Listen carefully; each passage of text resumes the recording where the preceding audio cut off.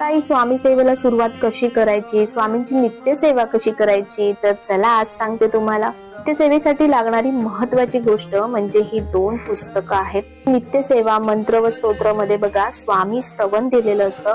तर सुरुवात आपल्याला स्वामी स्तवनाने करायची असते. त्यानंतर यामध्ये दिलेलं आहे की 1 माळ श्री स्वामी समर्थ या मंत्राचा जप करायचा आहे. तुम्ही 11 माळी केलात तर अतिउत्तम. त्यानंतर खूप महत्वाचा ग्रंथ तो म्हणजे स्वामी चरित्र सारामृत.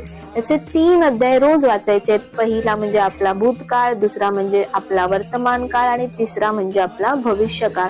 तर अशा प्रकारे करायचे स्वामींची नित्यसेवा. तर स्वामी केंद्रांमध्ये तुम्हाला ही पुस्तकं मिळून जातील.